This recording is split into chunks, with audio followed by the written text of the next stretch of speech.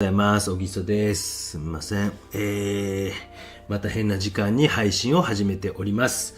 10時、22分朝。金曜日ですけど、すみません。ライブ配信を少し始めたいと思います。ごめんなさい。もう適当にね、皆さんお付き合いください。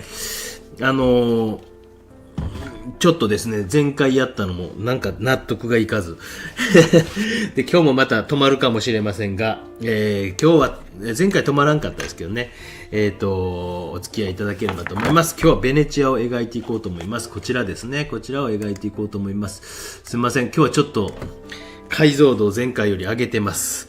だからより終わった時にはですね、44% ということで、充電がですね、若干危険でしたが、この写真の比率に対してこの紙はちょっとですね、横長なんで、横長ちゃうわ、太いので、ちょっとその辺は気をつけながら、いかんといかんのですけど、ちょっと大胆に、行こうかなと思ってます。大胆に行くとはどういうことか。すみません。なんか連日ちょっと YouTube 熱が高すぎて、YouTube というか作画というか水彩というか、なんやろね。もう本当にもうめちゃくちゃ楽しいんですよ。もうで、止まらなくなるんです。性格です。一度ハマると止まらないと。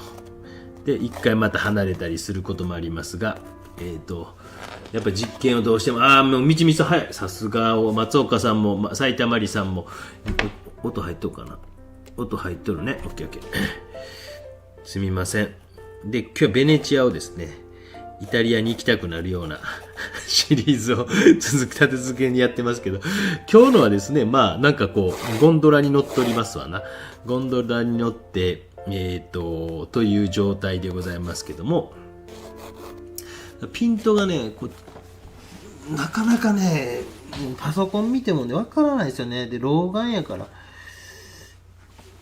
わからないというね、問題があります。くるくるホイルさんも J 渡辺さんものりおっちゃんさんもひさうさぎさんもおはようございます。適当にお付き合いください。明日でやろうとは思ってますよ、もちろんね。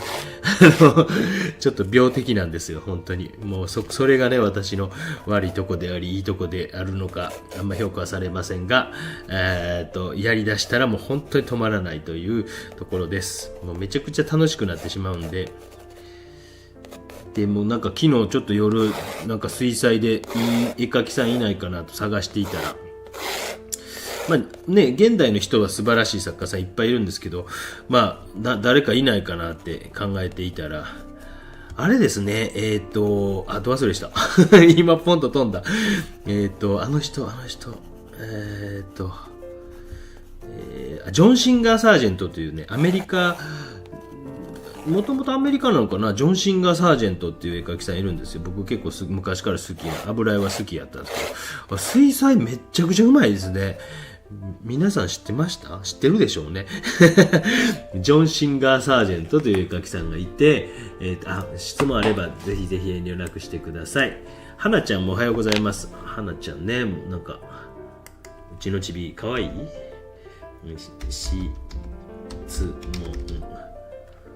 今日の夜結構頑張って作った動画なんで、よかったら、初心者の方向け、超初心者向けなんですけど、絵じゃなくですね、お話だけの久しぶりシリーズ作った、キャメラを変えたんで、それで撮った画像で、めちゃくちゃやっぱ、おじさんの汚い顔まで綺麗に映るんやな、綺麗に映ってるんやな、汚い顔が汚く映るんやなと思ってですね、おっちゃんの頭、思いました。明日何がいいかな。ちょっと迷ってんのは、東大寺を、なんか群衆がわーっといて、先ほどちょっとメンバーシップの方の写真にあげたんですけど、東大寺が手前に群衆がいて、後ろの方に東大寺の、あれがね、何台もかな、映っているというやつがあって、それにしようか、なんかアクリルでちょっとベネチェ、フィレンツェのちょっと森みたいなのを描いているやつにしようか。これもちょっと作画動画としてあげようかな。みちみさんほんまにちょっと編集して見るほんとめっちゃ安いよ。もうそれは言うときますけど、視聴がね、もっと伸びてくれば、もう本当にこう、どれぐらいの、一本大体どれぐらいの収益になってるかとかも教えるんで、まあ本当に、アホみたいに安いんで、やるんやったら、お手伝いしてもらえると、めっちゃ溜まってますんで、4本溜まってるかな、今。ただ動画としても上げる予定なのが13本ぐらいあるんですよ。ちょっと今ね、もう病気ですんでね、もうそういう発動しますんで、まあお付き合いしたい人は付き合って適当にね、たまに見る。質問遠慮なくしてくださいね。もう本当に休み時間とかね、お昼休みとかまでやるかもしれませんけど、44分、44% しか昨日、おとついやったやつは、あれが、充電がなくなるという、やばいなと。今日はどうなのか。そういうのも試してるんです。一応はもちろんパソコンと繋いでるからですね、線をね、ぐーっと繋いでるから、ね、そこから給電されてはいると思うんですけど、それでもやっぱりこう、消費が早いんでしょうね。ここの扉みたいなのがね、だんだん。で、今日 3B から始めてます。サージェント、そう、サージェント。ねえ。先生イケメンじゃないね。じじいよ。もう、今日もさっき、あれよ、40代から始めるスキンケア今更遅いわっていうね、買ってきましてよ。もうカッサカサの乾燥肌でもうひどくて。ね、なんか子供の頃ってこう、老けて、ね、ごめんなさいね、汚い話ばっかで。老けて、不潔にしてるとこう、老けが出ると思ってたんですけど、もう乾燥肌で出ますもんね。もう本当に今ひどいですよ、髪の毛とかも。かゆうてね。はい。何の話してんね。これやっぱずっと続くんですか？もう60とかまで続くんですか？ある時からもう何もなくなって肌はただひたすら荒れていってあれなんですか？もうカサカサを通り越してもう死んでしまうということはないんですか？もうそっちの方がありがたいですね。やります。ほんまにもうなんかね、申し訳ないですよね。こんなとこで公開的に聞いたらなんかこうね、やっぱね、なんかもう今いろいろめんどくさいじゃないですか。こう、力関係のどうちゃらこうちゃらでのなんかね、無理やりなんかみたいな問題あるじゃないですか。だからこういうのも嫌でね、なんか本当にええんかなとかね、ちょっと20分ぐらいのじゃあちょっと今やり出したばっかりの流氷書いたやつちょっと送りますわ、後で。で、本当もう、その、やってもってる人と同額で、ね、本当に申し訳ないですけど、っていう感じで。で、本当にもう字幕こうつける程度でもなんか、そんなこう、頑張った雰囲気にせんでいいよ、もう。任せるから、あだこだ僕言わないので、もともとそんな言わない人なんで、任せますんで、やりたいようにやってください。夜中起きてまうんですよね。夜中起きても年寄りよね。もうね、2時とかに起きて、まあ絵描こうかな思ったんですけど、結局布団の中でスマホをいじりながら動画編集をするというですね。双葉さんもこんばんは。ね、皆さんいいですよね。質問ですと。いやいや、スペシャルサポーター、国内限定じゃなくていいですよ。ただ、届けれるかどうかは、まあ、なんとかいけると思うんですけど、お届けしますのでね。全然。ね。あの作品は、あの方にあげたいですよね。双葉さんにね。ね。あれはね。そうね。ちょっと、後で郵便局行かなあかんから、聞いてみますわ。どんなもんすかねみたいなね。聞いてみましょうかね。暇そうに、今日なんか暇そうにしてる日ですかね。なんか、ようわからんけど。ちょっとこの二人が、中心よりは、中心この辺かなよりは、もうちょっと下やね。この辺やね。ちょっとデカなってるね、このおっちゃんたちね。ごめんなさいね。形今日とんの難しい。練り消し、ごめんなさい。練り消し山ほどあるくせに。宮田。いいですよ。もちろんありがとうございます。もうそんなもうね。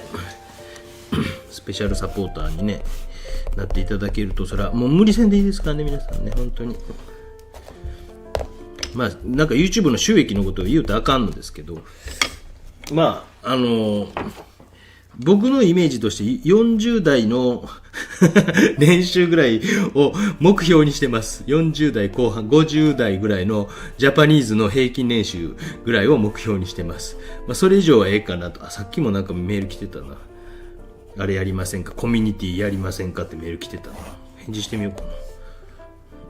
コミュニティ何やったっけ、オンラインサロンやりませんかってメール来てたな。無視してたな。返してみようかな。お話だけ聞いてみようかな。でも本当に芋の会の方がもうほとんどそれの手を成してるからですね、もう本当にあれ素晴らしいなと思いますよ。あんだけですね、あれしてくださってるっていうのがもうすごいですよね。賞とかもね、皆さん公募出したり、別に公募出すことがあれとは思わないんですけど、ゆるくね、趣味だけでやっていきたいっていう人もいて、でもちょっとだけやっぱり目標を立てると、絵描く気になるじゃないですか。サムホール10に出してみようとかね。なんかね、そういうので、なんかその中で出し方とか、なんかやっぱり賞取ったりとか、入選とか賞取ったりする人って、やっぱコツあったりね、僕より直接的にもうちょっと教えてもらえるというか、私がもうめんどくさがりなので、もうそういう仕事から若干、リタイアしたので、ね、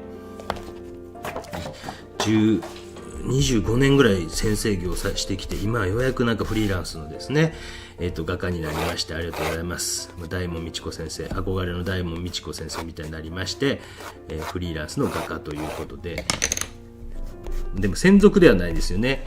YouTube が楽しすぎて。いやいや、送料3000とかなんで、いや、調べた範囲ね、多分そのぐらいだと思います。アメリカとかもね、キャナダとかもなんか、ちょっとインターネットで調べた程度なんですけど、紙系とかね、なんか板系とかそんな程度しか送れないですけどね。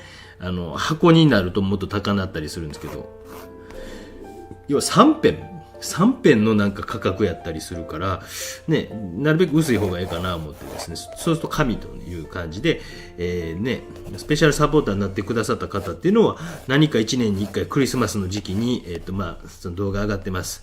お兄ちゃんか弟がもうちょっとね、YouTube に積極的に参加してくれたらいいんですけど、弟は若干引いてるんですよね。お兄ちゃん仕事と思ってます。仕事をすると何かお父ちゃんから買ってもらえるかもみたいな、あんまり教育的に良くないかもしれないけど、そんな感じで、くじ引きとかしてくれます。いやでもやっぱね、ちっちゃいうちからね、やっぱ労働としての対価があるっていうことを僕は教えていきたい派なんですよね。よいしょ。白味の作り方とかも学生とかね、教えたりもしてたけど、1年に1回か2回大量にダラーっと作って、多分みちみちさん僕のゼミ生やったら絶対毎回手伝ってたと思うんやけど、最後のちゃんと時給ね、1000円とか安いけど、上げてたんですよ。で、体で覚えるじゃないですか。で、あんなん体で覚えるって意味ないんですよね。1枚2枚やっただけやったら、なかなか、覚えれないというか。で、結局お金払うからちょっと手伝ってくれって、最後、ほとんどいなかったですもんね。別に厳しい。大変やけどね、もちろん大変よ、それは。たまたま昨日なんか YouTube で外録チャンネルというのをたまたま見てしまったら、私がよくね、購入している、企業の、ジャングルの方ですね。の裏事情みたいなを潜入ルポして話してはる人の話が出てて、やっぱそうよね。そういう企業はね、やっぱね、なんかめっちゃ厳しいというね、あれを見てしまったら、それでもやっぱね、便利やから買わざるを得んっていうか、田舎におるとね、あれないとなかなかね、あれですからね。よいしょ。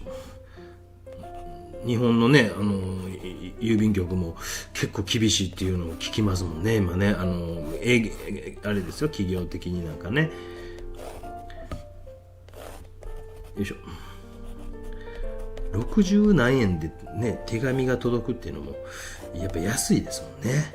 ちょっと値上がりしますもんね。山田さん、高子さんも、みーぼーさんもおはようございます。いたぐれリズチャンネルさん。頭なら、オクトシャンプー。オクトシャンプーっていうのがあるんですか？ちょっと、あれやな、そういうの買ってきてくださる、パートナー、何やったっけ？そこのあれで、何やったっけ？あれで、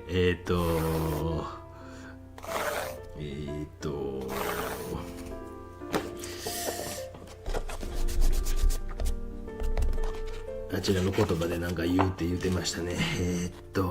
スウェーデンのね、方がね、スウェーデンではこういう風に言いますよっていうのを。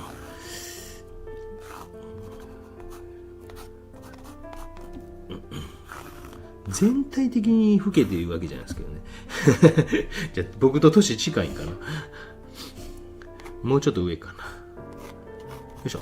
で、まあ、すんごい細かいので、この辺とかね。まあ、で、この辺光当たっていて、で、影ね。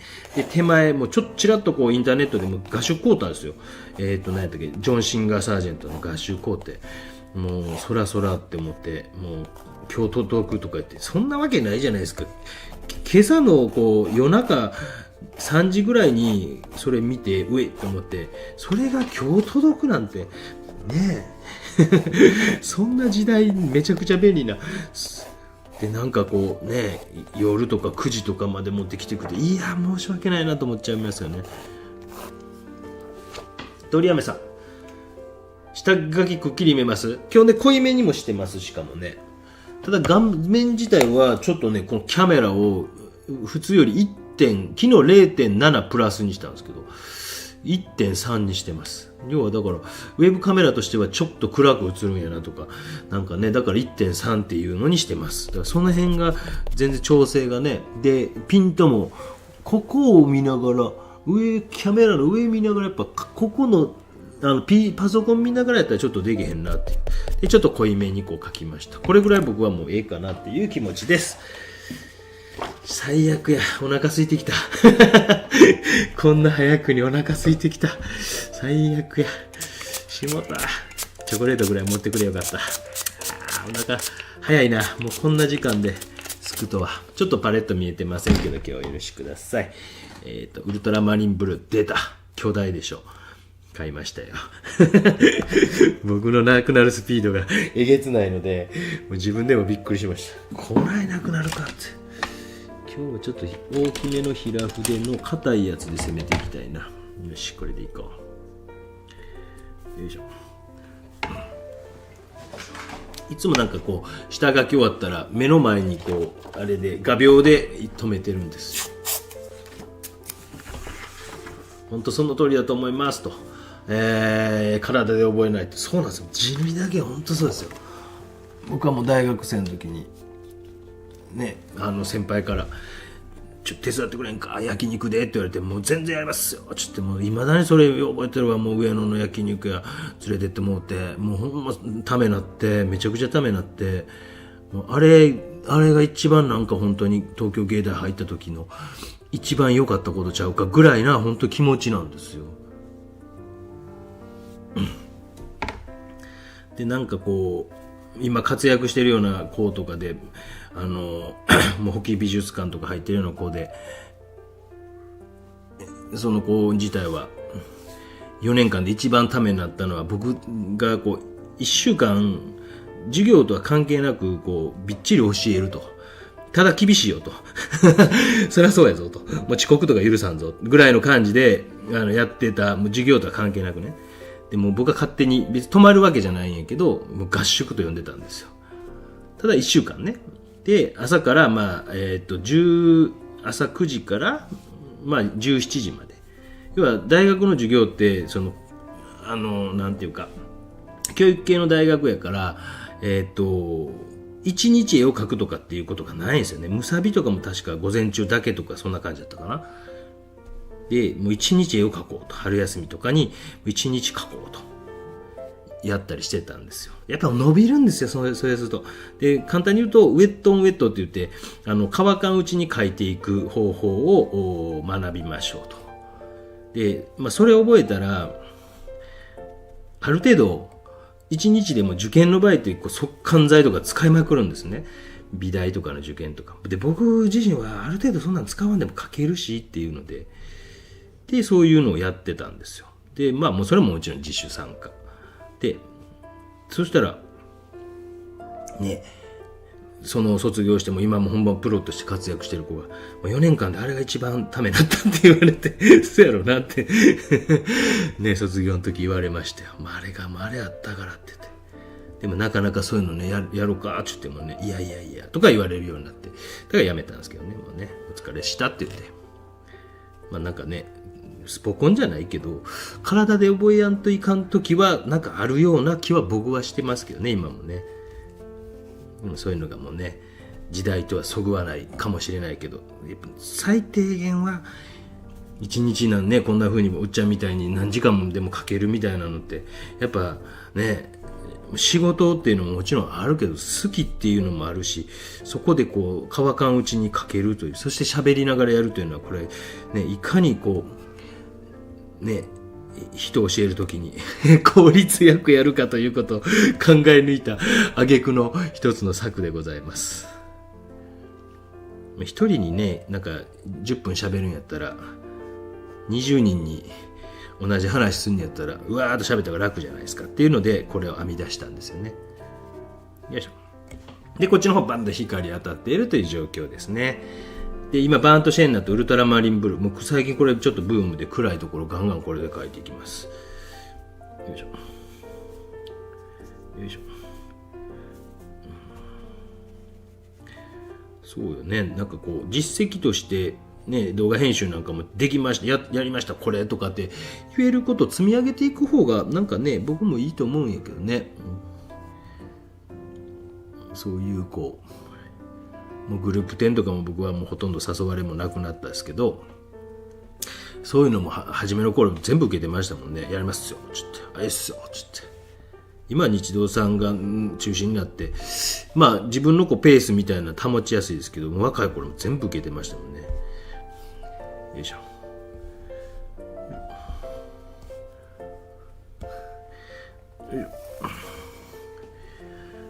東京芸大首席で出たら何でも仕事いっぱい来るんちゃうかと思ったこの過信がね。夏糸さんもおはようございます。ゆうさん、スウェーデン語でエルスクリンいいですね。エルスクリーンってね。エルスクリーンでもなんかまあ下の名前で読んだりもしてますけどね。日頃はね。この動画上どない読んだらいいかわからんちゅうだけですけどね。ゆうさんもこんばんはもうね。ゆうさんもなんかね。ゆうさんも直接ね、送ってみるチャレンジしてみてもいいですよね。一回ね。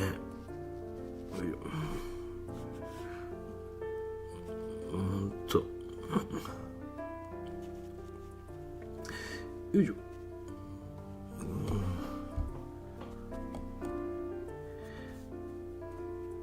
お兄ちゃんは今ミセスグリーンアップル皆さん知ってますか？ミセスグリーンアップルのダンスホールにハマってますよ。ありがとうございました。もう本当に先ほど幼稚園送ってったんですけどね、弟は今日お休みなんですよ。なんかこう決まってんですよね。こう3歳以下はうんかんみたいな、なんかあるんですよ。ようわからんけど、もうそういうの全然理解できない人やからもう任せっきりなんですけど、でお兄ちゃんだけということで行きたないって当然なりますわね。だからミセスグリーンアップルを車の中でかけたらめっちゃ上機嫌で来ました。ありがとうございました。よいしょ、ビューと。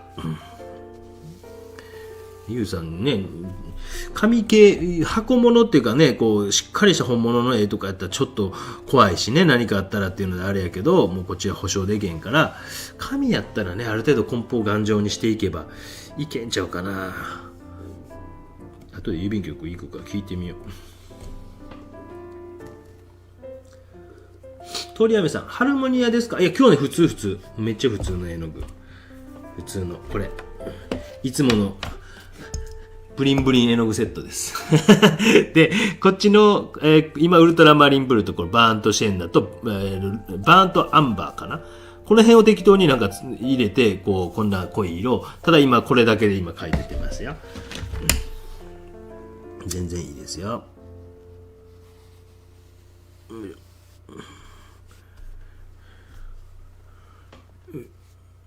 で、ある種の粗めです。言うの忘れた。もう、とにかくこう僕のブームで、いくつか他のこう会社も買ってみたんですよ。粗め、何やったっけウォーターフォードと、あれ、ワトソンって粗めってないんですか？ウォーターフォードと、ワトソンって、あれなんですね。ミューズが出して、ミューズって日本の会社ですよね、多分ね。ちょっとよく分かってないですけど。価格をちょっといろいろ調べつつ。で、ウォーターフォードって多分イギリスですよね、ウォーターフォード。で、代理店に入ってるのが多分、ホルベインっていうことなんでしょあれ多分ね。わからないですけど。なんかそんな感じなのかなと思いながらもちょっとよく分かってないんですけど、でも価格とかももうワトソンがやっぱダントツで安いんやなと思って、あ、こんなでこれでだいたい1枚600円6号ぐらいです。これね6号ぐらい。 EMS は関税を通るので絵の価値で、うわそうそうか。じゃあね、なんか書類じゃ通らんかな。書類で送ったらあかんかな。そうか。そうか。双葉さんもなんかこう、こちらからなんか送ってもらえる人がいたら、その人経由でですね。そうか。それはちょっとあれやな。めっちゃもうわけわからんな。あと今、確定申告の季節ですよね。まだか。いや、僕はもうやりだしてますけどね。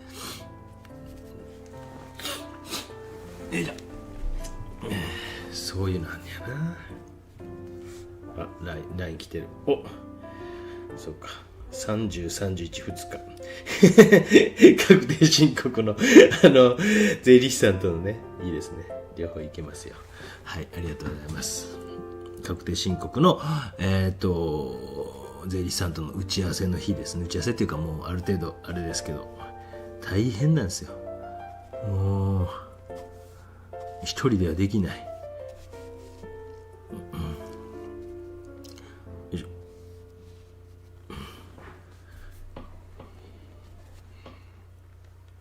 EMS とかも全くわからんな。何のこっちゃと思ってまうな。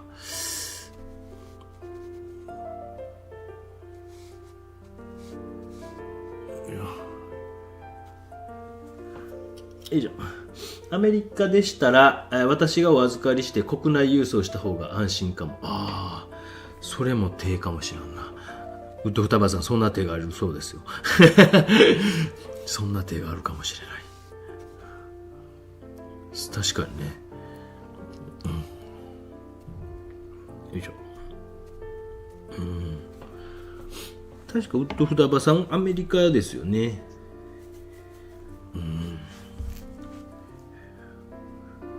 よいしょ。うわー、すごい。ものすごいこう分かれてるんですよ。結構綺麗に見えてますかね。大丈夫。ここ光ってますけどね。申し訳ない。ねえ。うわー、すっげえ綺麗。ちょっとこう、水で薄めたような感じで、今はどっちかというとコントラスト強めの、状態を描いていったんですけど、少しこう薄いところとかも、陰影のちょっと薄いところとかもこうつけながら、ちょっと全体的に、色を少し置く作業をしていこうかなと今思っています。ちょっとこう影とかがあるところとかも同時に描きながら、固有色も少し今から追いかけるような仕事をしていこうかなと思っています。よいしょ。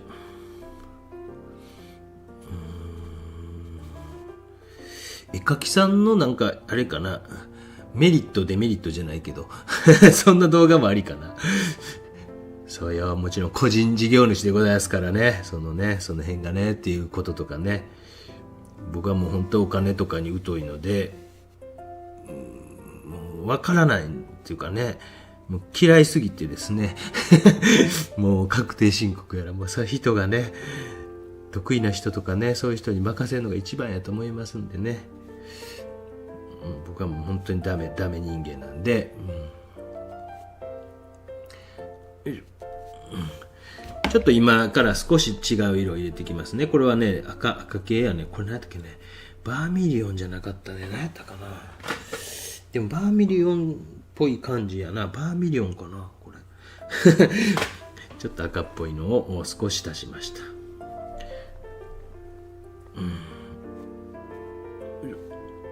少しなんかね、大雑把にザザザザっとやるような仕事みたいな感じと、ちょっとこうしっかりと細かくやっていく仕事がうまいことこう融和できたら今回いいなということで、自分の中でこう課題設定をしています。こういう課題でいこうかなと。よいしょ。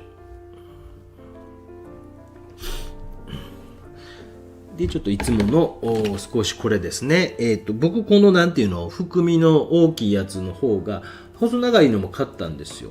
もうこっちの方が僕はどっちかというと使いやすいかなっていうふうに思ってます。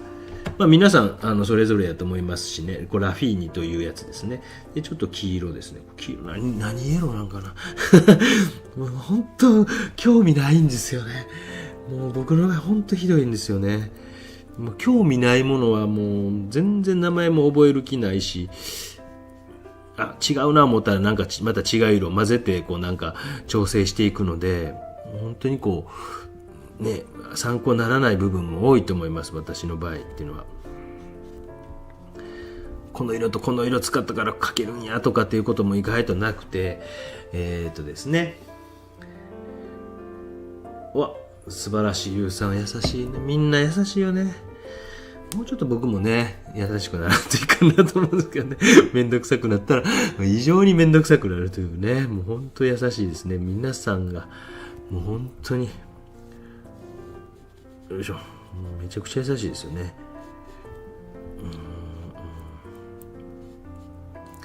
よいしょ。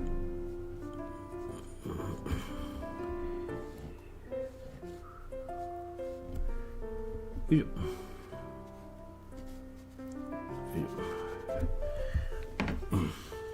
アメリカ時間何時なのかこれね。ゆききさんもおはようございますと。しばらく没交渉の甥っ子と面倒なことはかかりたくない友人が数人います。アメリカです。ね、めんどくさくないことをかかりたくないですよね。そうか。じゃあね、本当双葉さんはあれかな、もしかしてゆうさんに任せた方が賢明なんかもしらんですね。ありますよね。めんどくさいこと関わりたくない人って世の中いますよね。その辺をなんかこう、もう関わらなくてもいい世の中になってきていたいはずやけど、意外とこう、日本社会っていうのは日本の国のことですよ。なんかこうね、学校とかでも、小学校とか中学校でも、もう正直、その後連絡取らなくなる人ほとんどなんですよね。95% ぐらい。まあ僕なんか、80% ぐらいかな。80？ 70？ いや、中学の友達だったらやっぱ 90%。95% 以上は多分世の中の人って連絡取らなくなるんですよね。だからどうでもいいはずなんですけどそのコミュニティの学校とか特にね、仕事とかでも多分そうやと思うんですけど、仕事こうリタイアしたらほとんどでしょ、連絡取らないでしょ多分ね。知らんけど、うちの親父なんかはなんか慕われてたからね、亡くなって遠くから部下の人とかが亡くなって、来てはりましたね。弔問とかに。親父そんな信頼されたやと。俺なんか死んでもね、多分ね、誰も来んやろうなと思うんですけどなんかそんなんで、なんかこう、でも日本ってすごくこう、その瞬間瞬間のコミュニティをなんか異常に大事にしてるようで意外と大事にしてないというのに大事にしてるという感覚があって、なんかこうアメリカとかすごいドライそうで、僕そういうの好きやなと思ってもう関わらんとこ思ったらね、関わらないし時はもう関わらんでええんちゃうかなと思うんですけど、なんかそういうのね、これの YouTube なんかもそうですよね。多分初めの頃めっちゃ見てたっていう人も今全然見てないでしょ。もちろんおると思うんですよ。それでええと思うんですよ。そんなメディアやつともいいし、なんか世の中がもうそのぐらいこうね、でも大事にこうね、付き合いとかを大事にするということは大事にしていくことも大事やと思うんですけどね。その辺がこうちょっとこうなんか無理して大事にしすぎるというのも、なんか喋りながらよう書けんね、このおっさんね。違う人書いてんちゃうかっていうね。りょうこさん、今日はお休み。よかったですね。大好きな電車を喫茶店から張り付きで眺めるという変態ぶりは。いいですね。大好きな。わからんでもないわ。僕は本当にもう今年1年、去年1年か、もう本当になんか、クワガタ取り、子供の頃にやっぱりめちゃくちゃ好きやったんが、もうチビがおるおかげで、ね、恥ずかしげもなく堂々とできるから、またもうリバイバルで完全来てますもんね。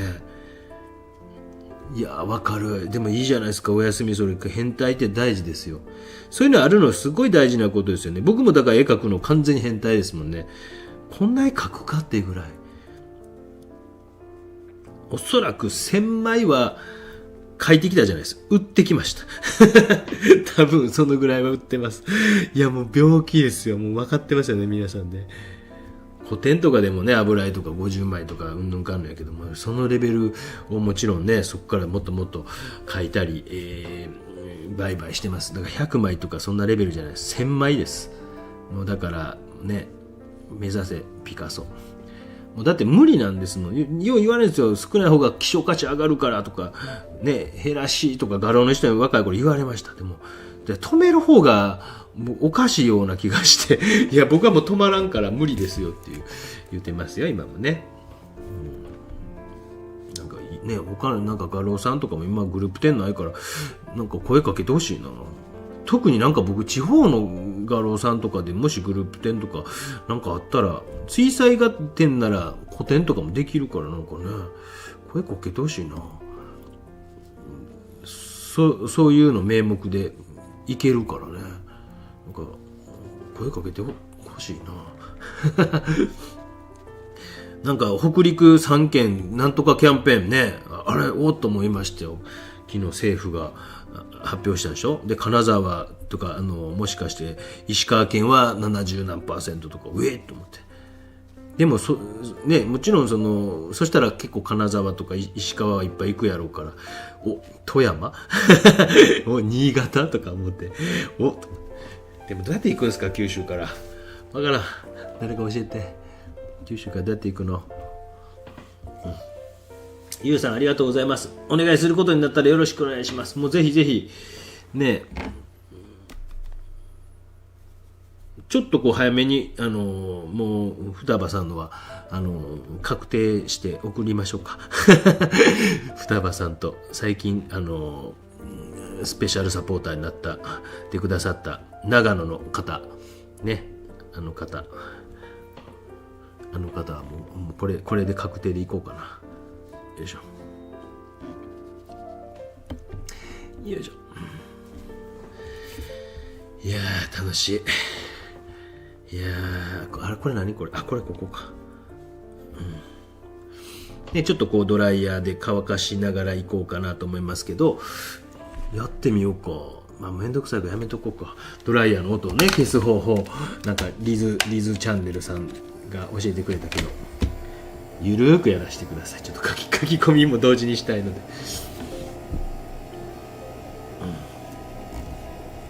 でもなんかジョン・シンガー・サージェントの見てると、もうガンガンこう滲んでることあんま気にせず言ってる感じがして、それも気持ちいいなと思って、その手でいこうかなとちょっと思ったりしてます。今日は普通の絵の具を使ってやっております。日本へ1年に一度帰ります。今年は11月かなということですね。ゆうすけ絵描き会社員さん、僕も今日は休み。おめでとうございます。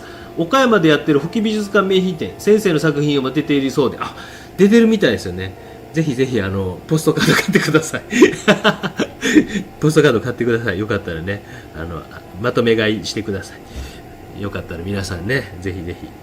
そうするともしかして保木美術館さんにね、多分嫌われてるんでしょうけど作品、僕の場合書きすぎてねいうのあるからね、保木美術館さんにねもしかして収蔵してもらえることがね今後あるかもしれないし、もう一生ないかもしれないし、知らないですが、ぜひぜひ皆さんね行かれたら私のね桜子クラブの会員になってください。じゃあ岡山まで行かれる。でもそうか、明石ね、もう明石どうなんですか、子育て。いつかゆっくりお話聞かせてください。明石、昨日妻と引っ越すならどこみたいな話になったんですけど、やっぱ九州がいいよねっていう話になって、ちょっとやっぱ寒いしねって言って、あかんね。いや、長野とかもええよって言うて、でもね、やっぱどっかでやっぱ海の幸にこう、あれしてるというかですね、海の幸でね、焼酎を飲むということがね、やっぱね、僕の中ではなんか捨てきれない、しょうもないね、日本で移住するならどこっていう話をちょっとしてたんですけど、一度その九州のね、海の幸を味わってまうと、これはどこや、こことここで、なかなかね、ピッピッピッ、よいしょ。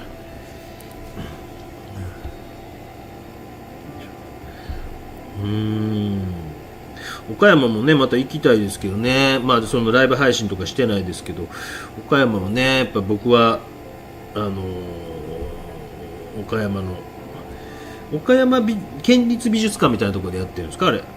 なんか帯先生がギャラリートークしたみたいな写真が上がってて、おすごい人入ってるなと思って見たんですけど、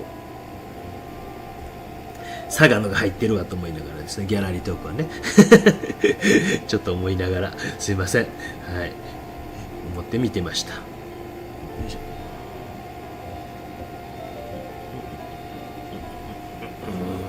いい感じやね。大丈夫かな。まあまあ、あったかさみたいなパンと飛ぶような雰囲気はないね。明石は子育て世代の人口増えてます。知らんけど。またいつかぜひお話しさせて。知らんけどってねえ、口悪いね、前市長僕は好きよ。ね、口がちょっと悪すぎてね、僕と全く同じやなと思ってます。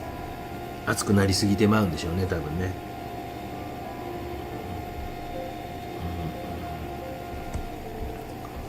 今なんか総理大臣になってほしい人、でもあの人の生い立ちすごいですよね。確か漁師のあれでものすごい貧乏で、確かねそんな感じの育ちやけど、東大の法学部行って、でまあ政治家の秘書とかやったりとかしてとかいうね、あれですごい、なかなかハードな、まあ僕もね二世議員三世議員とか別にどうちゃらこうちゃら思わんけど、あれぐらいのこう成り上がりかっていうのはなかなかああいう人が国のトップだったらどうなんやろうなっていう、なんか淡い期待はしてしまいますよね。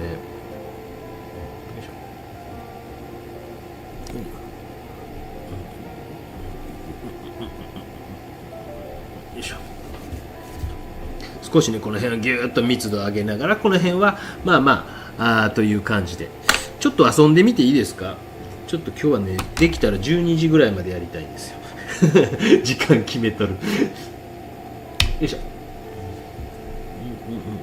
下関の友達が、下関は台風も洪水も地震もこの50年被害がないし寒暖差もないそうないと言ってました。あ、確かにね、下関はそうかもしらんね。なんかいいかもしらんですよね。でもまあそうやったら福岡でええんちゃうかなとごめんなさいね、コメントくれたのに。まあ福岡確かにね西方筋地震があってあれですけどね、ちょっとこうこういう豚毛の、これ確か100円ショップで買うたやつです。まあそういうのはそういうので僕使いますよ。なんか西方沖地震があったりね、熊本地震あったり、でも佐賀はギリギリなんかね、でも水害が結構ね、この辺なんかね面白くできんかなと思ってね。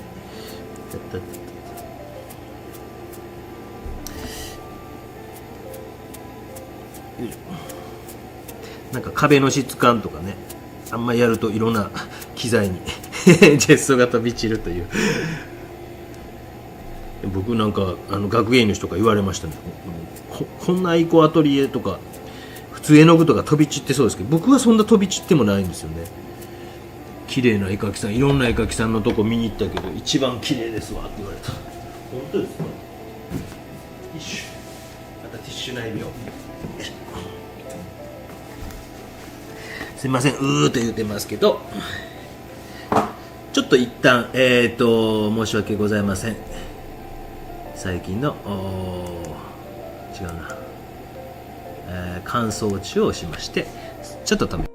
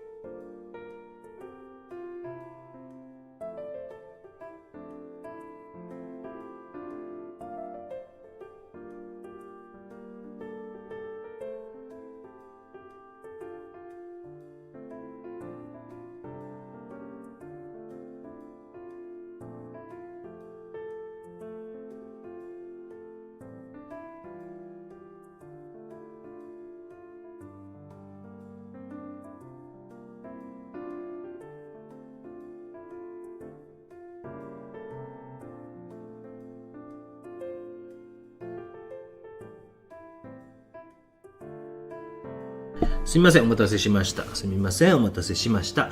ね、ゆうすけさん、今から館内に入れるということで、いってらっしゃいということで、ちょっとここに、少し、シュッシュッシュッとやって、なんか、うまいこといかんかな。いかに横着して。あと、なんか、りょうこさんからの質問ですね。モチーフ見て描き出す前に使う色大体決めてます。そうですね、モチーフ見てですよ。でも、今回みたいな、こう、コントラストある程度ついてるようなモチーフと、そうじゃないモチーフがあって、コントラストが強くついている場合は、まず陰影を先に描くことがどうも多いみたいです。私自身もあんまよう分かってないんですけど、多いみたいですね。なんかうまいことシャッと滲むかな、また全然ダメでしたね。全然滲まんかった。で、大体そういう風にこうなんかコントラストが強いモチーフはそんな感じでやったりとか、してますね。なんかこう、そうじゃないモチーフの時もありますとか、逆にこう、なんかすげえ細かいやつとかっていうのは、なんか、一個一個塗り分けて、ライブ配信でフィレンツェかなんかやった時みたいなのね、ああいうのはね、なんか、ここは大丈夫か。よいしょ。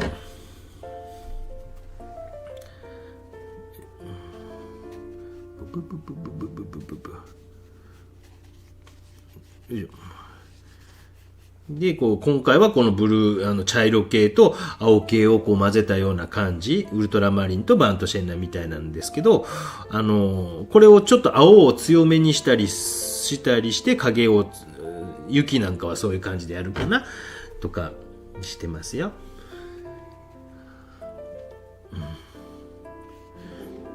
で、下書きの線なんかももう本当に今回はある程度こう濃厚にやっていこうかな思ってて、別に線なんかね見えても見えんでもどっちでもいいかなぐらいの軽い感じでやってます。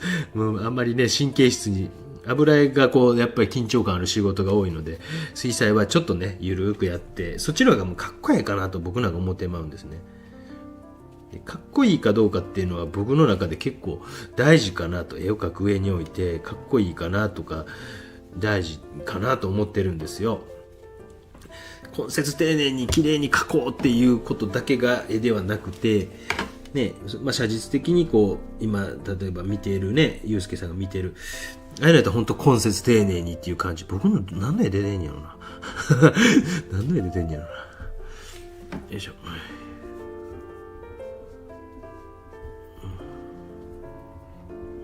よいしょ。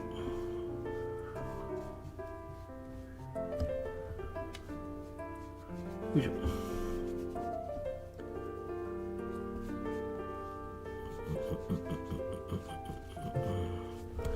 いしょ。空。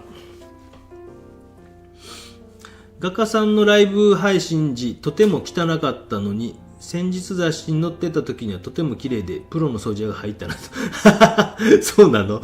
誰やろ？プロの掃除屋が入ったなと。本当？そんなことある？そんなこと、そこまでする？そこまでする？俺は絶対せんけどめんどくさいし。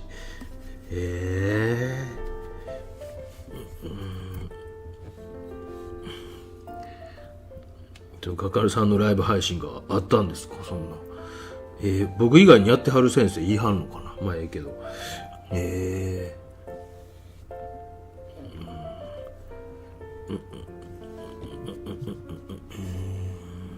結構やってはる人いるんですか？勉強したいな。中島健太君もねやってたりして見てないけど、皆さんよかったら見てあげてください。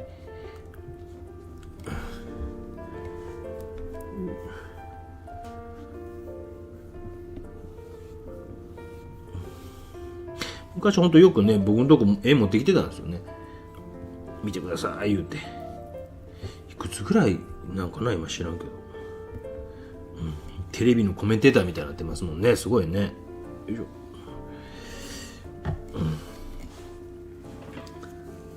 ありがとうございますと。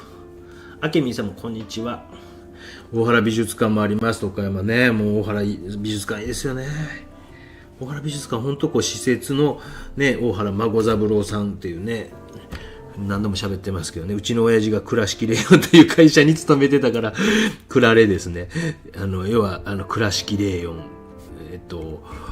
紡績会社、今もいろんな多分多角的にやってやるんでしょうけど、でそこの社長が、若い作家さんに絵を買い付けに行かせてね、あんなこと考えられないですよね。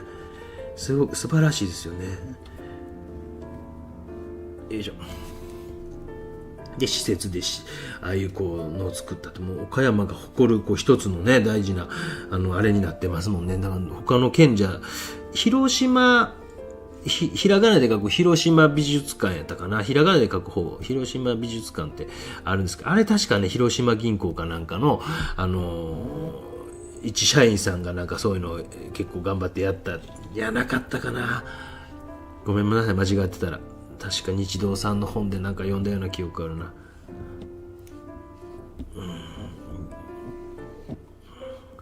からなんか中国地方もね文化圏の高い結構ねありますもんね。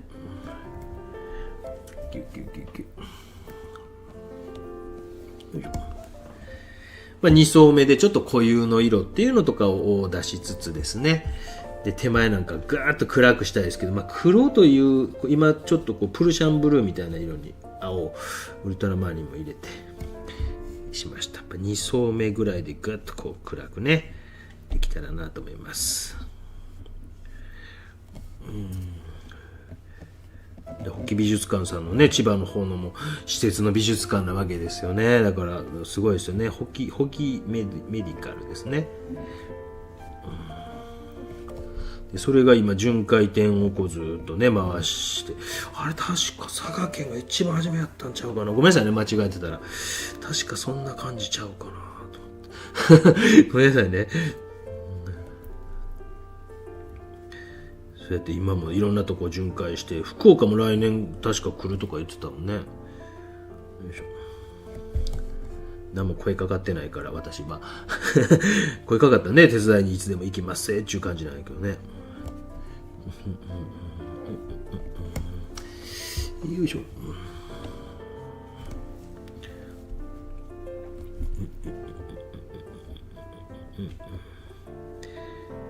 確か僕の出てる絵あっちの方やると思うけど、もう10年以上前の絵ですもんね。考えたらそんな風に年取るんやね。あっという間よね。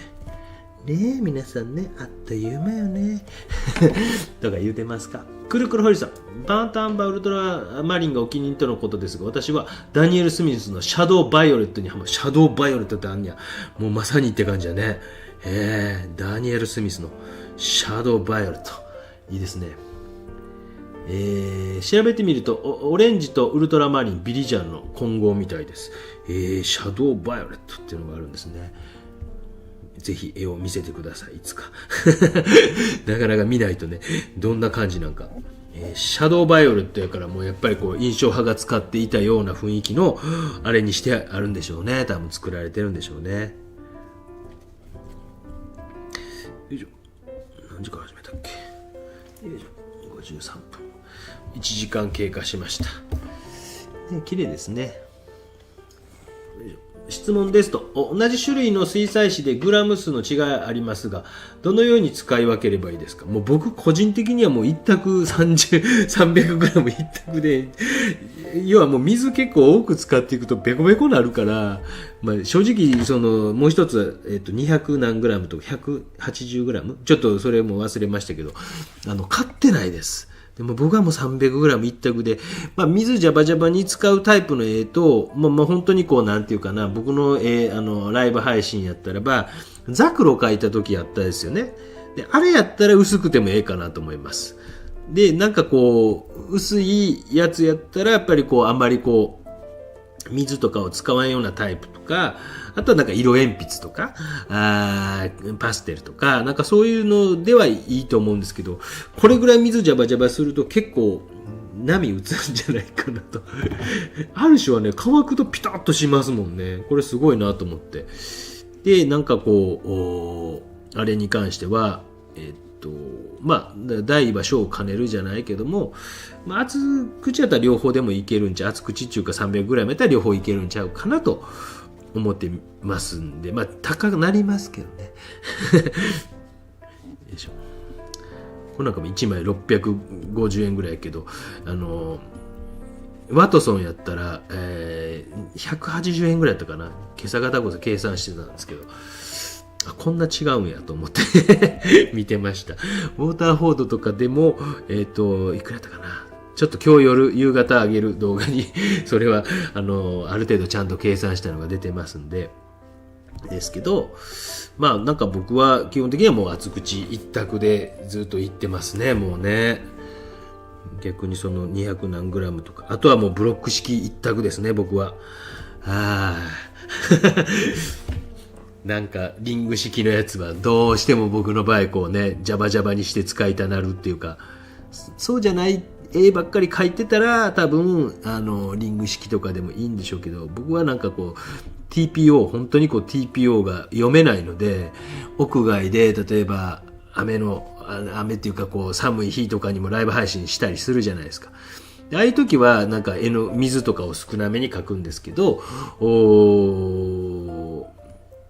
こういう風に室内でドライヤーがあったりする環境やったらば水ジャバジャバにして描いたりとかするし、で水ジャバジャバに描いたりするときはやっぱ厚口やないとなかなか厳しいかなというふうに思ったりします。本当にその辺のもう TPO によってだいぶ違うんですよね。ごめんなさいね、回答になっていたかどうか。よいしょ。いいですね、どんどん質問してください。もうめちゃくちゃ僕はその話がそれでしやすなりますんで、遠慮なくしてくださいね。皆さんね、ダニエル・スミスって買えるんかな、ジャングルさんで先ほど労働環境の話してたんやけど、ジャングルさんでちょっと見てみようかな。ダニエル、絶対アメリカのメーカーでしょ。ダニエル・スミスってアメリカっていう感じでしたよね。ダニエル・スミス、固形なんですか。固形なら売ってます。でもウィンザー&ニュートンやな。ちゃう、ダニエル・スミスちゃうな。あった、ダニエル・スミス水彩絵の具15ミリ、めっちゃ高いやん。15ミリリットルってどんなもんなの？これで何ミリリットル？くるくるホイールさんは海外の方なのかな？ 60 ミリリットル。このダニエル・スミスの水彩絵の具15ミリチューブで1800円もする。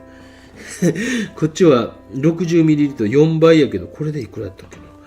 こんなに高い。ダニエル・スミス、エキストラファインニコラス・ロペスさんが使ってるアーティストセット、10色セットで6500円。5ミリリットルって書いてるで。一番ちっちゃいやつ？これで何ミリリットル？こういうので。これ5ミリリットル。これが10本のセットで6500円。ちゅうことで1本695円。高い。高級絵の具でございますね。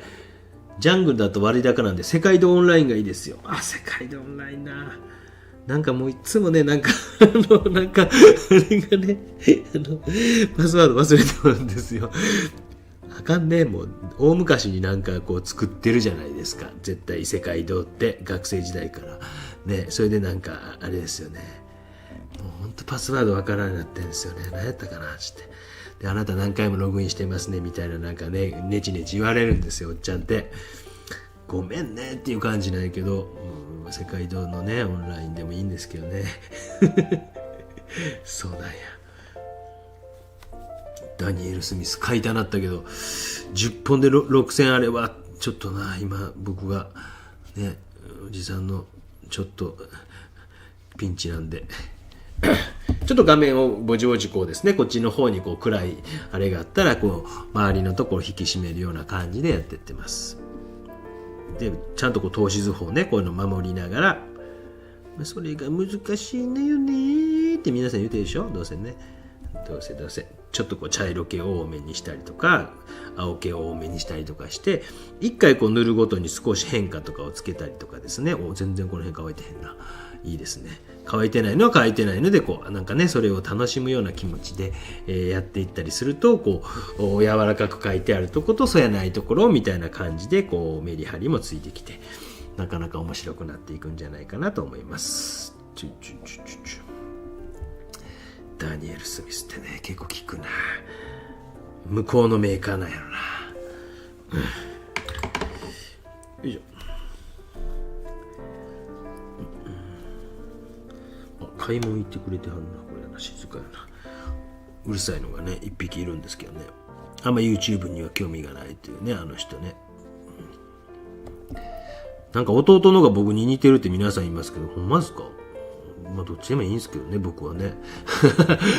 弟のが弟そっくりですって今日さっきコメントありましたけど、ほんまですか？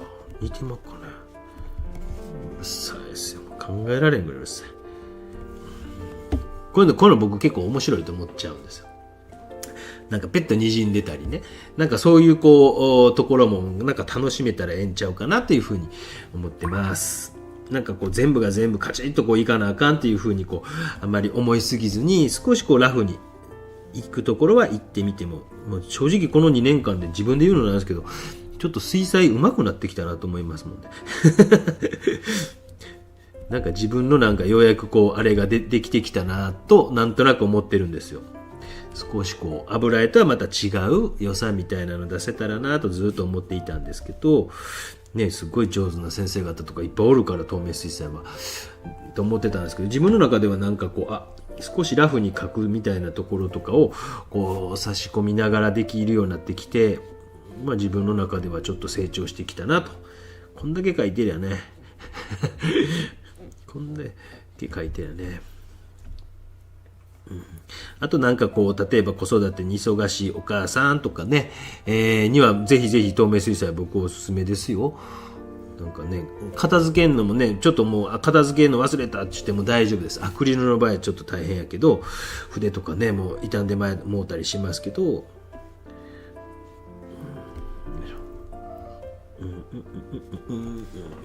みちみちさん、ダニエル・スミスは水彩の中で高めで、鉱物系とか、へえ、そうなんや。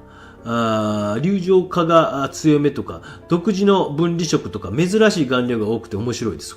そうなんや。じゃあ、世界堂オンライン頑張って、あれしてみようかな。世界堂オンライン。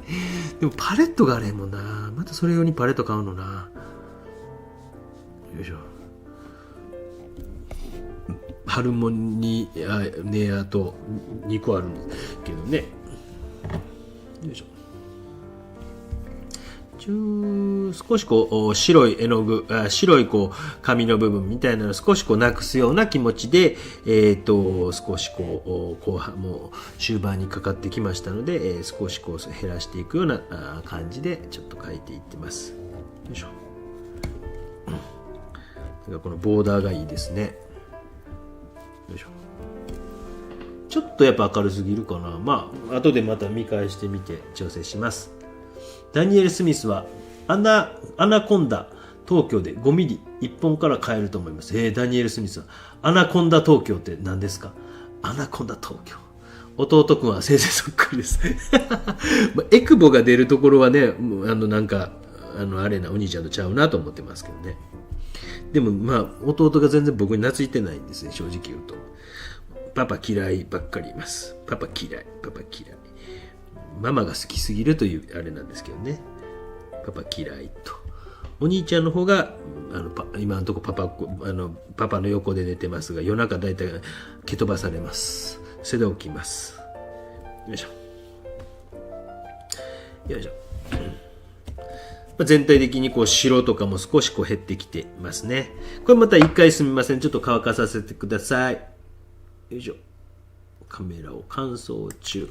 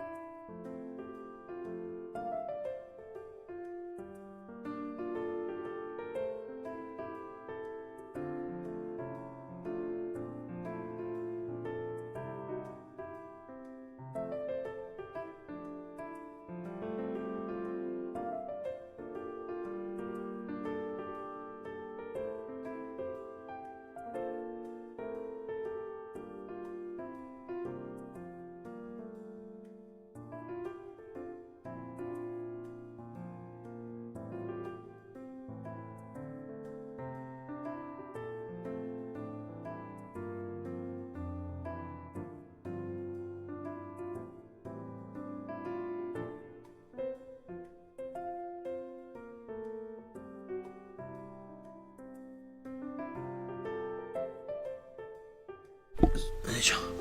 すみません、まだ乾いてないですけど、ちょっと、いかんなと。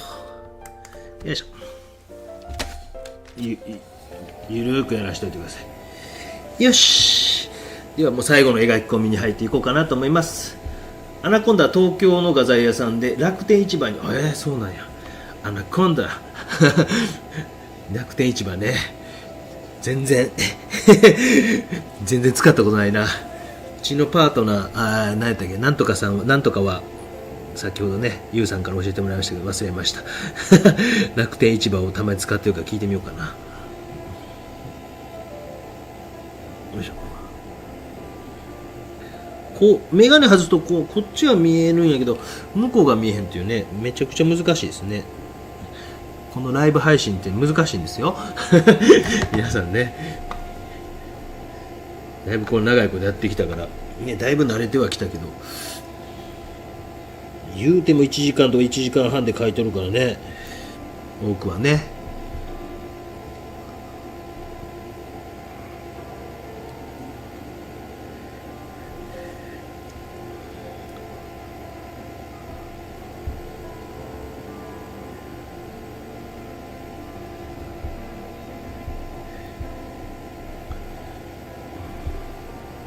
もし質問あったらしてください。12時には終わります。12時前には終わりますので、おそらくというか必ず、まだ乾いてないとこありますけど、ちょっと建物とかなんやらを書いていきながら、もし本当遠慮なくね、アウトプット大事ですよ。本当に何でもそうですけど、運動とアウトプット、全然僕も運動してないですけど、最近ね、運動とアウトプットは大事ですよ。よいしょ。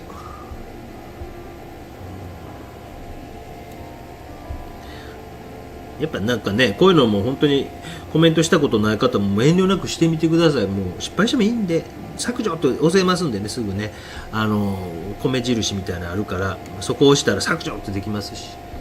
いいんですよ。稚拙な質問とか誤字脱字なんて、もう初めのうちはもうそんなんで、何でも慣れです。ね、人生慣れです。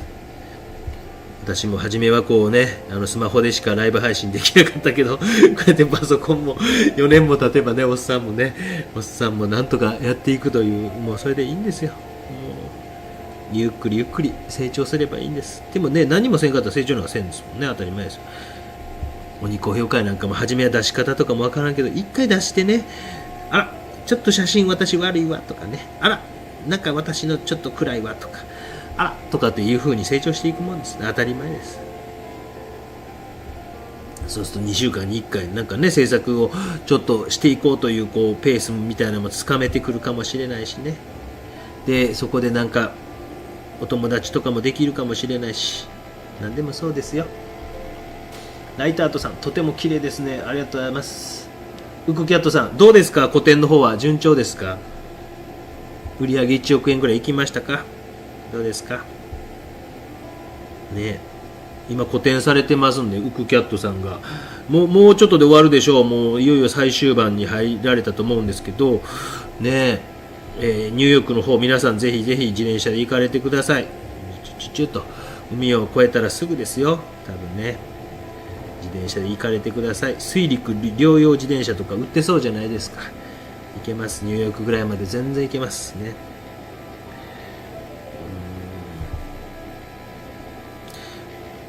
よいしょ。僕はちょっとね、行けないですけど、ごめんなさいね。ニューヨークの個展で、今個展をされてるウクキャットチャンネルさんでございます。 YouTube もされてますんで、皆さんよかったらね、メンバーの方遠慮なく僕は頑張って宣伝できる範囲でやっていきますのでですね、鬼講評会出してくださっている方はそういうのを僕ができる範囲では宣伝させていただきますのでね。今日はおさえさんはもうコロナ罹患から復帰されたのかな。よいしょ。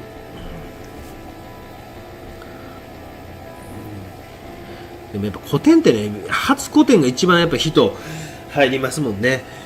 で2回目3回目とまたね難しくなっていく部分もあって、そういうのが面白いですよね。でまあもう失礼な話だけど年若い方が入りますよねもうねやっぱこう初個展で年若い方やっぱそりゃそうですよね。なんかね、まあ、投機の対象として考えはる人も世の中いますので、やっぱねどうですか、1億円ぐらい売り上げましたか。よいしょ、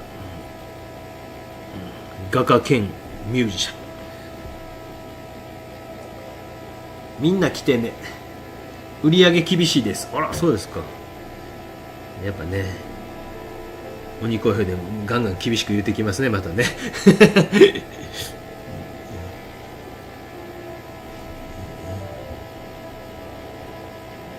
僕はあんま変わってないですよね。もう本当下手すりゃ去年の個展が過去一番売り上げたんちゃうかというぐらいの感覚は。でもまあでっかい絵とか昔もっと売れてたかな。100号4枚売れたことあったもんねあれ2017年の高島屋かなってあんま覚えてないけど、でも一番楽しかったのは今回かな。おーよぴょー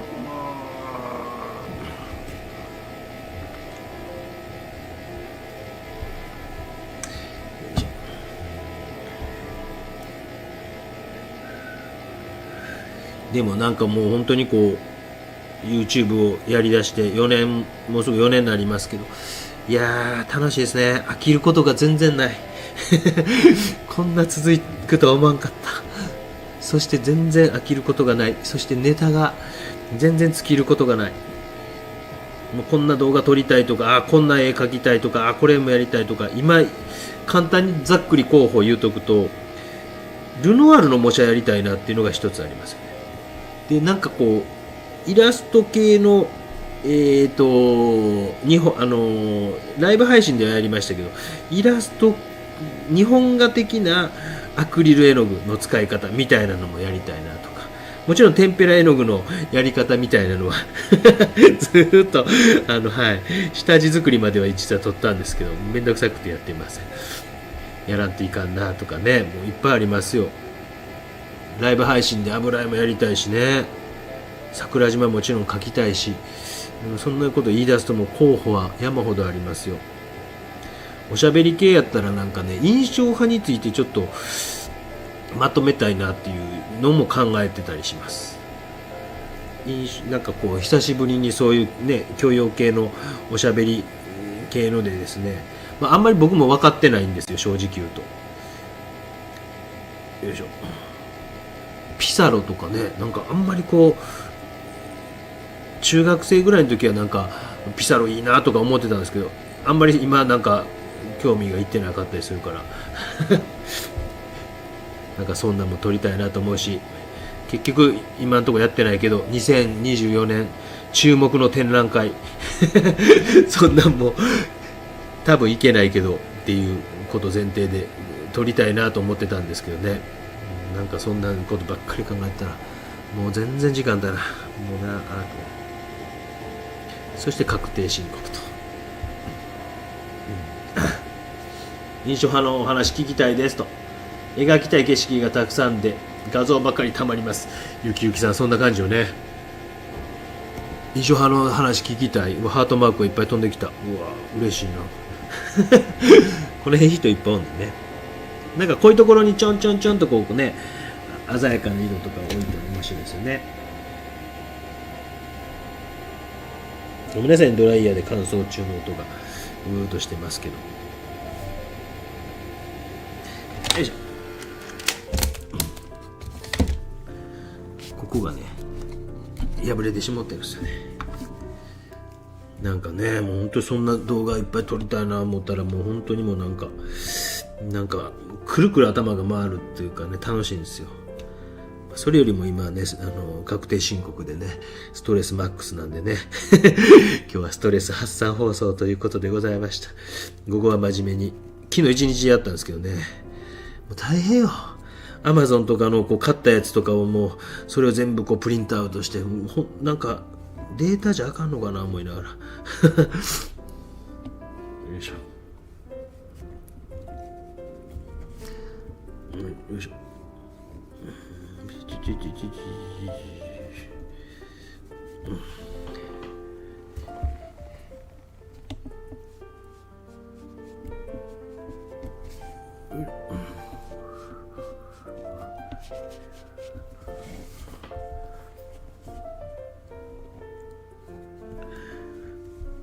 ここになんか電線みたいなのありますね。ちょっと横の線が入ってくると、絵の中でこうね、アクセントになるかな。で、ずっと上からで映してます。あ、上がってる？よかった。ちょっとピントがさっき合ってるかどうかわからんから、もう一回ずらしたんですけどね。老眼すぎてね、画面見えんのよね。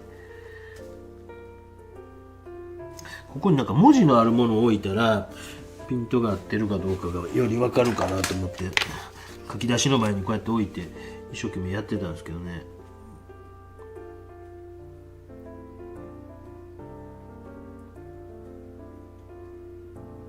ごめんなさいね。わからん。もうじじいの老眼がひどい。わからん。この辺なんかアクリルのね、なんかね、質感が結構いいですよ。いい感じです。わからん。本当にじじいのね。面白いでしょ、こんなね、おっちゃんがね、40代後半で、まさか YouTuber になるとは。でも結局なんかね、こんなん書いて、家とかで別に書いてて、ね、それを配信してるっていうだけやからね、日頃やってたことをただ見せとるだけやからね、日頃はなんかね、ラジオとか聞きながらやってたのが、ただ皆さんと喋ってるというだけですもんね。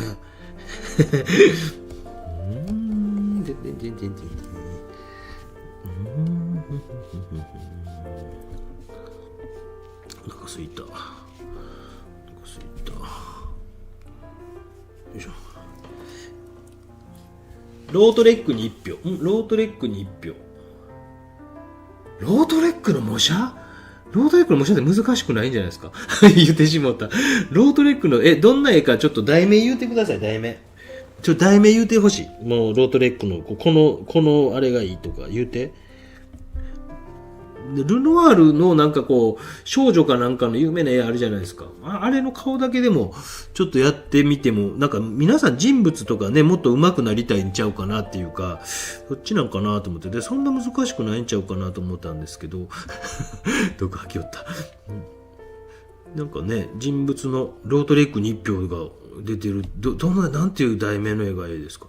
問題難しいかな。ロートレックは僕、多分皆さんできると思うんやけど、簡単やと思うんやけど。ねえ。不透明水彩。確かに。四つ葉のクローバーさん。今買おうか。出た。なんか僕もちょっとね、不透明水彩が気になったんですよ。ポスターカラーじゃなく不透明水彩ね。不透明水彩。ホルベインさん、ニッカーさん、ニッカーのペインターズガッシュ13色セット、ニッカーさんの大丈夫かな。これホルベイン不透明水彩ガッシュ12色セット。中小企業、これ見せていいかな。これでいいかな。これでいい？ちょっとピント合ってへんと思うけど、これでいい？これでいい。これ買ってみようか、やろうか。仮面ライダーガッチャード。やりましたね。5ミリちっちゃ。でも2000円やったらええわな、別にね。12色セット。仮面ライダーガッチャード景品ライドケース。関係あれへんな。2000円。配送。ちょっとね、映せるかな。今すぐ買うでしょ。住所まで入ってるからあれですけど、映せませんけど、今、注文確定。紙パレかなんかでやりましょうか。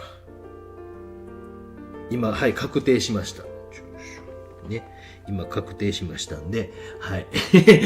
やってみようか。ルノワール東京で出てますが、ネット予約ですぐ、ルノワール東京出てますが、ネット予約ですぐ売れますって何ですか？ルノワール東京って何？喫茶店のこと？ルノワール東京で、ネットですぐ？どういうこと？どういうこと？なんかルノワールってもしかして皆さんね、一応じゃあ、まずは不透明水彩をやりましょうね。不透明水彩はもう多分ジャバジャバにこう、やって、一回だけやってるんですよ、実は。大昔に。ポスターカラーで描きました的なやつね。でもちょっともう一回やりましょうね、今ね。面白いですよ。前も何回か話してますけど、アニメのこう、専門学校で先生してたことあって、その時に、デッサン教えてくれって言われたんやけど、なんかこう、ぜひこう、背景画のあれをっていうので、僕はスタジオジブリさんの、もののけ姫はこうしてできたみたいな DVD も買って、自分なりに一生懸命本も買って、あの本とかどこ行ったのな、絶対学生に貸したまま帰ってきてへんやろな。で、ようあったもんな。あれなんだよね。帰ってこないってね。で、やってみて少しこう、なんかもちろんあんな書けないですよ。めっちゃ雲とかうまいじゃないですか。あんな書けないですけど、それはでやりましょうね。じゃあね。ルノワールのイレーヌ城です。そう、イレーヌ城。そう、確かそれやったもん。なんか髪がわーっとなってるやつ。髪がわーっと。あれの顔の部分ぐらいかなっていうふうに思ってるんですけど、イレーヌ城でよかった？どれだったっけな。そう、確か。どこ行った？そう、これかな。これ。うん。お兄ちゃんの返信チャンネル登録。面白い、かっこいい。ありがとうございます。お兄ちゃんの返信チャンネル登録。チャンネル登録面白いでしょ。あれ勝手に言い出したんですよ。返信。チャンネル登録。よろしくね。今年もよろしくみたいなあれね、面白かったでしょ。で、弟がめっちゃ欲しがってる感じよかったでしょ。あれね、面白いな思って。あれマクドナルドのハッピーセットなんですよ。ハッピーセットで弟の分はなんかちゃうのが当たって、でお兄ちゃんがなんかこうベルトにこうなんかくっつけれるような感じのやつで、それを勝手に別にあれ仮面ライダーじゃないんですよ。それを仮面ライダーの変身ベルトのごとく使ってます。変身という感じで、進めてまいりました。抑揚のある、ね、ウクキャットさんどうですか？なんかこう書いてるとことせやないとこの抑揚みたいなのとか参考になりますか？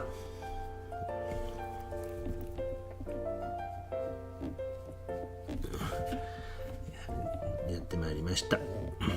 一応キャメラは止まらないということで、よかったなと、1時間半は持つなと。もしかしてもうすぐバッテリーが切れるかもしれませんけど、これで何%ぐらい使ったかという、いったかということの問題とかも、あれですね、省エネモードとかあればいいんですけどね、なんかどうもないっぽいんですよね。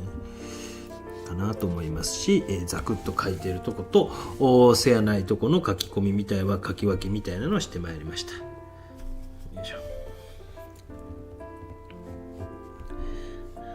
なんかこう、あれをですね、ジェッソを塗った感じとかも結構面白いですよ。なんか、本物見やんとわからんと思うんですけど、ちょっと画面全体を見ながら、少しこう、白さみたいなのがちょっとこう強すぎるかなと思うところとかを、ちょっとこう、抑えていく作業をしていってます。イレーヌ城楽しみです。ウィズアルファさん。ウッド双葉さん嬉しい。なんやろ、ごめんなさい、ちょっと読み忘れてるなこれ。広瀬試験マイクの右3点からフィルターノイズ抑制です。板暮リズチャンネルさんは広瀬試験さんなんですか？そうやったか。ごめんなさい。昨日この間もなんかコメントくれた、その方はそうやったか、違うチャンネルちょっとちらっと見て、違うチャンネルの人かな思ったらもうよう分からへんなるわな。なんかありました。ゆきゆきちゃん、ちょっと上の方読んでない。葵さんもおはようございますと、けいこさんもいつも思うんですが、マスキングを使わなくて白い線を残せるのがすごいと思いますと。ゆきゆきさん、描きたい景色さ、ここの辺まで読んだよね。ライトアートさん、皆さん同じ画廊での個展は大体年に1回とかなんでしょうか？いやー、僕なんかもう3年に1回とか、前は4年に1回やったんですけど、日堂さんなんかでかいから、やっぱりこう会場埋めんのにでかい作品とか必要になるんで、僕はもう3年に1回とか4年に1回とかの感じですよ。花ちゃんさん、インコがなくなって寂しかったんですが、先生の配信流れしてたら寂しくあります。寂しいよね。飼ってたものとかがなくなるとな。なんかね、インコ、動物僕だ飼えへんもんね。クワガタでさえめっちゃ切なくなりますもんね。お兄ちゃんは感受性お化けなんで、もうめっちゃ泣きますもんね、すぐね。感受性お化けで。テントウムシ亡くなっただけでも泣いてますもんね。もうちゃんと世話しいやって言うんやけど。ね、花ちゃんさん、それはお辛いですねと、気持ち察しますと。私も代々インコを飼ってたことあるので、みちみちさんが画質はっきり見えますという、ここ読んだよな。ゆきゆきさん、ありがとうございます。ロートレックの模写みたいです。ここからな。コロナに、四つ葉のクローバーさん、コロナに関して寝ながら拝見してます。大丈夫ですか？これ不透明って書いてますけど、これ不でしょうね。不透明絵の具買ってみましたが、なかなか難しいですと。ロートレックに1票、不透明水彩。花ちゃんさん、ゆきゆきさんと、ウィズアルファさん、ホルベイン、どこや、ホルベインの不透明水彩がおすすめですと。エミリーさん、今、コータですよ。ルノワール東京出てますが、ネット予約ですぐ売れます。これがちょっと意味わからんな。ルノワールの家の女です。お兄ちゃんじゃないですよ。ダイアン・ジャポネーゼ。タイトルわかります？日本語のタイトル。これか。これロートレックのこれね、模写ってことね。これのことね。写真撮っとくね。後で見返したらええんやけど、ちょっとすぐにね。これね。帰りだよ、うるさいのが。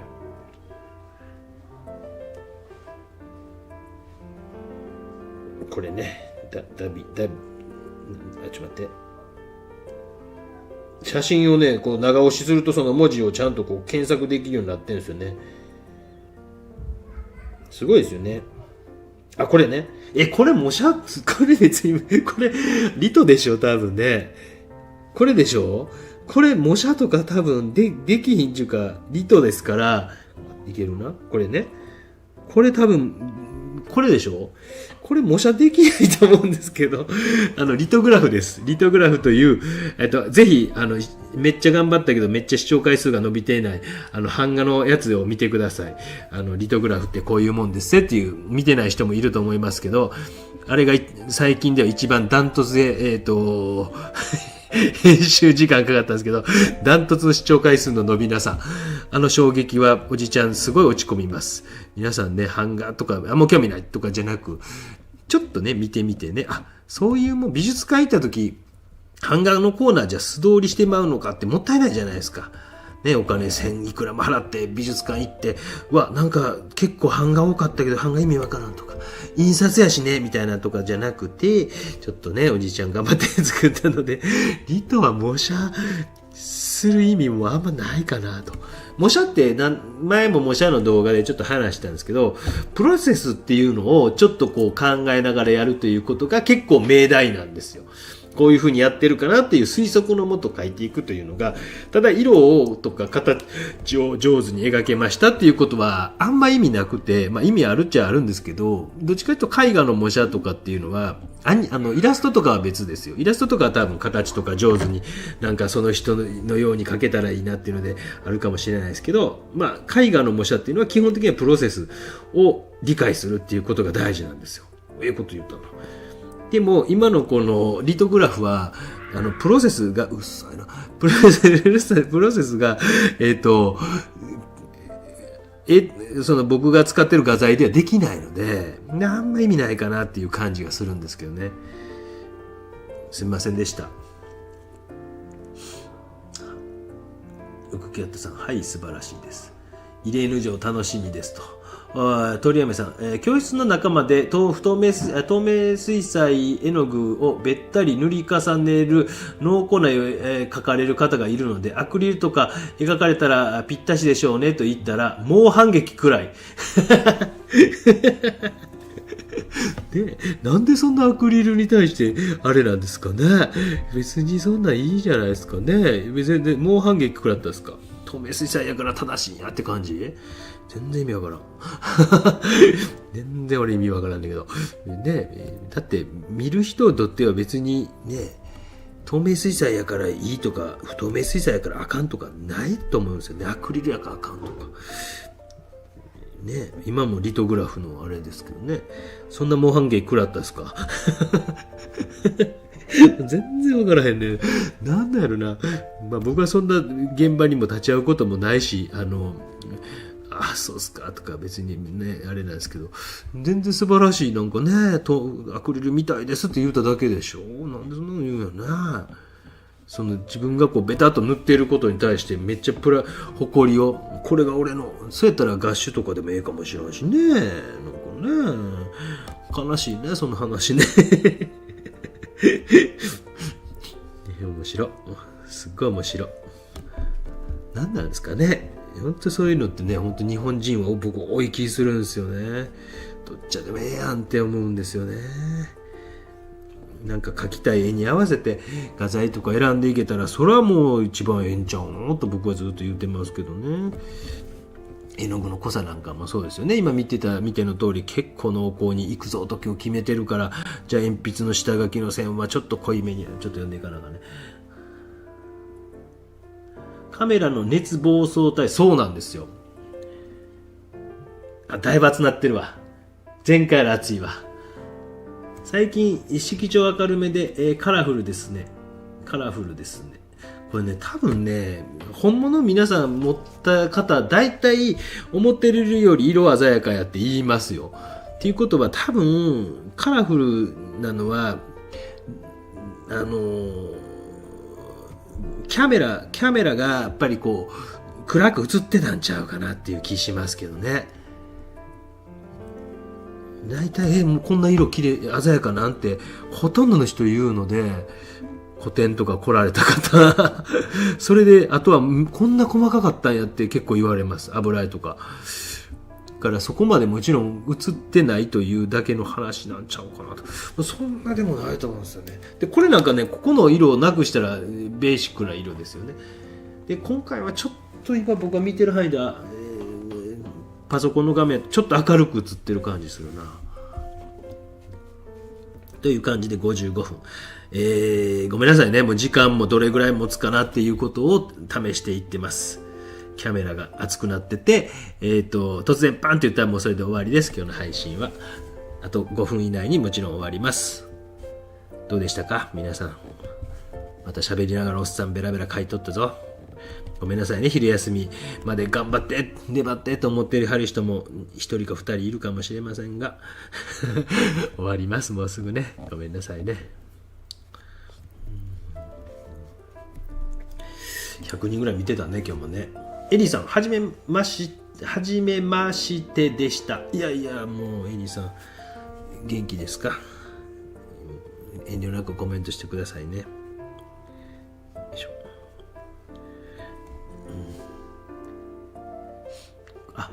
いたぐれリズチャンネルはサブチャンネルですか。